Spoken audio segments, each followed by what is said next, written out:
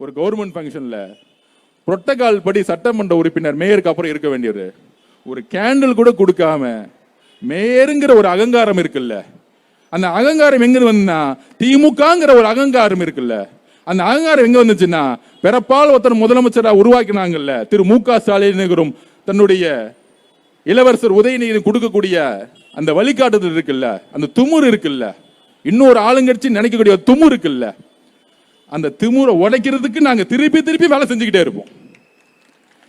இது வரைக்கும் நாங்க பதில் சொல்லல. எப்ப எங்களுடைய சகோதரி பல்லவி அக்காவை நீங்க அவமானப்படுத்துனீங்களோ, திரு உதயநிதி அவர்களே, உங்க நெத்தி முன்னாடி சேலஞ்ச் பண்றேன். ஒரு சாதாரண தொண்டனா இங்க இருக்கக்கூடிய ஆர்கே நகர் மக்கள் இங்கிருந்து ஆரம்பிக்கிறோம் சேலஞ்ச். இன்னும் 8 மாசத்துல உள்ளாட்சி தேர்தல் நடக்க போகுது. 8 மாசத்துல 8 மாசம் நடக்க போகுது. தைரியம் இருந்தா, தில் இருந்தா, 75 வருஷம் திமுகவா இருந்தா, பெரிய ஆழமா இருந்தா 25 மேயர்ல ஒரே ஒரு மேயரை ஜெயிச்சிருங்க. ஒரு மேயர், ஒரே ஒரு மேயர். இதே சென்னையில டெபாசிட் வாங்குறீங்களா இல்லையான்னு பாருங்க. எங்களுடைய தேர்தல் வேலையை நேத்தே ஆரம்பிச்சிட்டோம். எங்க அவமானப்பட்டார்களோ, எங்களுடைய பல்லவி சகோதரி எங்க அவமானப்பட்டார்களோ அந்த நொடியே நாங்கள் தேர்தல் வேலையை ஆரம்பிச்சிட்டோம். உங்களுக்கு பதில் கொடுக்கிறதுக்கு அடுத்த உள்ளாட்சி தேர்தலில் ஒரே ஒரு மேயர் ஜெயிச்சிருங்க. அப்ப நான் ஒத்துக்கிறேன், நீங்க திமுகனா யாரால அசைக்க முடியாதுன்னு. ஒரு மேயர். இது நேரடியா எதிர்த்து ஸ்ட்ரெயிட்டா நெத்திய பார்த்து பின்னாடி பார்த்து பேசுறது இல்ல. உதயநிதியோட முகத்துக்கு நேரா என் கையோடைய சுண்டு விரல் வச்சு காமிக்கிறேன். ஒரு மேயரை நீங்க ஜெயிச்சு காமிச்சிருங்க.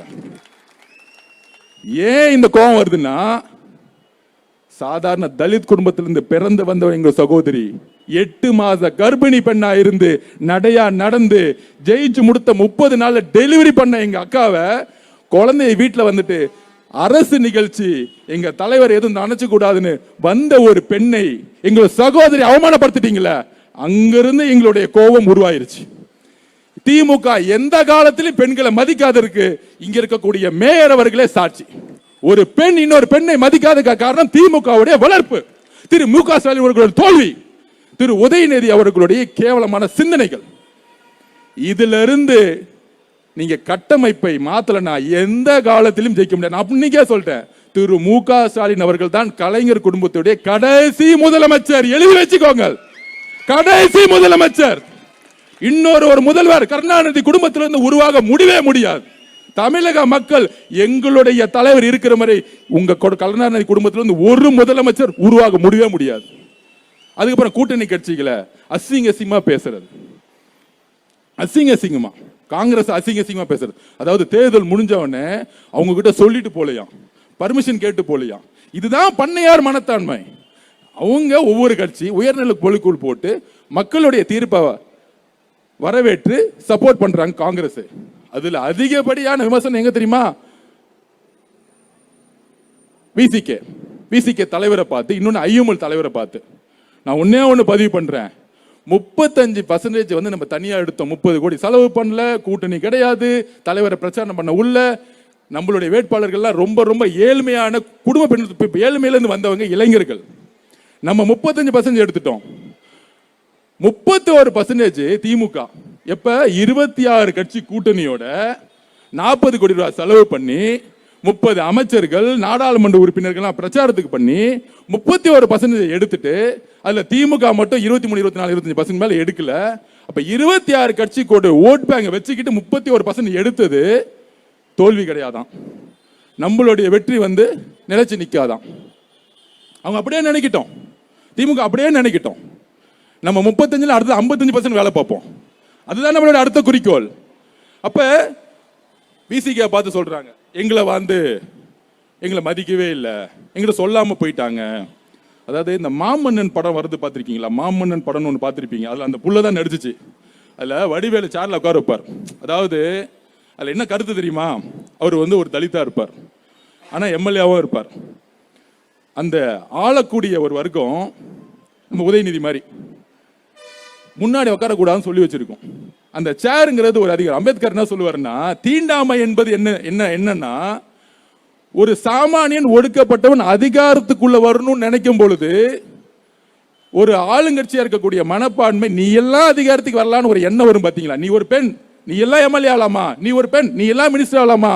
நீ ஒரு சாதாரண குடும்பத்தில் ஒரு ஆட்டோ ஓட்டக்கூடிய மகன் மகள், ஒரு விவசாயியோட குடும்பத்தில் வந்தவங்க, நீ எல்லாம் எம்எல்ஏ ஆகலாமா? நீ எல்லாம் எம்எல்ஏ ஆகலாமான்னு இந்த பணக்காரர் உட்காந்துல உட்காந்துக்கிட்டு இந்த உதயநிதி மாதிரி இருக்கக்கூடிய பிறப்பால் அதிகாரத்தில் இருப்பாங்க பாத்தீங்களா? அவங்க எல்லாம் கேள்வி கேட்டுட்டே இருப்பாங்க. அப்ப நம்மளுடைய தலைவர் ஆட்சியில் பங்கு அதிகாரம் சொன்ன மாதிரி, அம்பேத்கர் சொன்ன மாதிரி, அதிகாரத்துக்குள்ள நீ வரணும்னா ஒரு ஆதிக்கத்தில் இருக்கிறவங்க குரல் கொடுப்பாங்க. அந்த மாமன் படத்தோட சீன் அப்படிதான் இருக்கும். அப்படி வந்து உக்காரலாம் நினைக்கும் பொழுது அந்த ஒரு வில்லனா இருக்கக்கூடியவர், ஆதிக்க மைண்ட் செட் இருக்க ஒருவர், நீ எல்லாம் உக்காரக்கூடாது என் முன்னாடி, உக்காந்தா அவனை அடிப்புன்னு சொல்லக்கூடிய மனநிலை தான் இப்ப திமுக. விடுதலை சிறுத்தைகள் கட்சியோடைய குறிக்கோள் என்ன? அந்த கட்சி அதிகாரத்துக்கு வரணும். திமுகவுக்கு வந்து காலம் முழுசும் அடிமையா இருக்கிறது அவங்களுடைய குறிக்கோள். அப்ப அவங்களுக்கு ஒரு வாய்ப்பு கிடைக்கும் பொழுது என்ன பண்ணிருக்கணும்? திமுக ரொம்ப சந்தோஷமா அமைச்சர்ல பங்கெடுத்து உங்களுடைய மக்களுக்கு சேவை செய்யுங்க. இதுதானே ஒரு மனப்பான்மை, நல்ல மனப்பான்மை. அந்த எண்ணம் வரல, அவங்க அதிகாரத்துக்குள்ள போயிட்டாங்களாம். உடனே கேவலமா அந்த தலைவரை பேசுறது, அந்த கட்சி தொண்டர்களை பத்தி பேசுறது. அதுக்கப்புறம் ஐயூமல் தலைவர், அவருக்கு 90 வயசு ஆயிடுச்சு. இவங்களோட 60 வருஷம் கூட்டணியில் இருந்தாங்க. காங்கிரஸோட கேரளாவில் இருக்க தலைவருக்கு ஒன்று சேர்ந்ததுனால இங்க நீங்க ஜனநாயக சக்தி இருக்கிற டிவிக்கோட சேர்ந்துக்கோங்க, அமைச்சரவையில் பங்கெடுத்துக்கோங்க.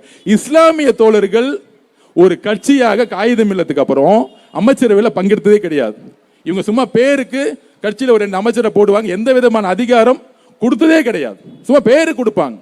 அப்ப ஐயூமல் கட்சியோட குறிக்கோள் என்ன? 60 வருஷம் 75 வருஷம் கட்சி, அவங்க ஒரு அமைச்சர் ஆகணும்னு நினைப்பாங்க. அப்ப நம்மளுடைய தலைவருடைய வெற்றி எங்க தெரியுமா முழுமை பெறுது? அவர் சொன்னார், பதவியேற்று முடியும் பொழுது ஐஎம்எல்லுடைய மினிஸ்டரும் விசிகேவுடைய மினிஸ்டர் திரு வன்னியரசு அவர்களும் பதவியேற்று முடிச்ச உடனே தலைவர் சொன்ன வார்த்தை என்ன தெரியுமா? தலைவரை பார்த்து, நான் முதலமைச்சர் ஆனவுடனே சந்தோஷம் இல்லைங்க, இன்றைக்கு தான் என் மனசு நிறைவடைதுன்னு சொன்னார். இந்த மனப்பக்குவம் 75 வருஷம் கட்சியா இருக்கக்கூடிய திரு மு க ஸ்டாலின் அவர்கள் உங்களுக்கு இல்லையே. இங்க தலைவர் நினைச்சிருந்தா ஐஎம்எல் கொடுக்க வேணாம், நம்ம கட்சியில இருந்து ஒருத்தர் கொடுத்துருக்கலாமே. விசிகே கடைசி வரைக்கும் நாங்க வெளியிருந்து ஆதரவு கொடுக்கிறோம், மினிஸ்டர் வேணான்னு சொன்னாங்க. எங்க தலைவர் சொன்னாரு, நீங்க 40 வருஷம் கஷ்டப்பட்டிருக்கீங்க, நீங்க தயவு செஞ்சு அமைச்சரவைக்குள்ள வந்துருங்க. ஏனென்றால் வன்னியரசுடைய அமைச்சருங்கிறது வன்னியரசுக்கான அமைச்சர் இல்ல, ஒட்டுமொத்த தலித் மக்களுக்கான அமைச்சர் அப்படின்னு சொன்னது எங்களுடைய தலைவர். ஐஎம்எல்லுடைய அமைச்சர் ஒரு கட்சிக்கான பிரதிநிதித்துவம் இல்ல, இஸ்லாமிய சகோதரர்களுக்கான பிரதிநிதித்துவம் சொன்னது எங்களுடைய தலைவர். இந்த மனப்பக்குவம் 75 வருஷம் அரசியல் கட்சிக்கு உங்களுக்கு இல்லையே. யாருக்கு அரசியல் தெரியல? யார் அரசியல் புரிஞ்சுக்கிட்டு இருக்கா? எங்களோட தலைவருக்கு புரியக்கூடிய அரசியலும் பக்குவமும் அன்பும் நம்பிக்கையும் உங்களுக்கு இல்லையே. ஏன்னா சுயநலம், தான் மகள் மட்டுமே சம்பாதிக்கணும், தான் மகன் மட்டுமே முதலமைச்சர் ஆகணும், கழகம்னா குடும்பம், குடும்பம்னா கழகம், இப்படியே பேசிக்கிட்டே இருங்க, கட்சி ஒளிஞ்சிரும். இது மட்டும்தான் காரணம். இந்த டயலாக் பேசிக்கிட்டே இருங்க, வாழ்க்கை ஃபுல்லா கட்சி ஒளிஞ்சிரும். அப்ப தலைவருக்கு இருக்கக்கூடிய முதிர்ச்சியும் பொறுமையும் அன்பும் இல்லையே. இப்ப தெரியுதா கூட்டணி கட்சிகள்லாம் ஏன் வந்து நம்ம கூட சேர்ந்தாங்கன்னு? நம்பிக்கையும் தன்னுடைய பிரதிநிதித்துவமாக சேர்ந்தாங்க. அப்ப புதிய அரசியல் உருவாகிருச்சு. நமக்கு எதிரி இருக்காங்கன்னு பேசணும்னா தலைவர் சொல்லக்கூடிய வழியில் நாம் உண்மையான நிர்வாகத்தை உருவாக்குவோம். ஊழல் இல்லாத நேர்மையான உலகம், பெண்கள் பாதுகாப்புக்கு முக்கியத்துவம் எப்போதும் தலைவர் கொடுப்பார். அதனால திமுகவுக்கு அதிகமான பதில் சொல்றதோட இதோட பேசி முடிச்சுட்டு நிர்வாகத்துக்கான பணிகளை நம்ம செய்வோம்.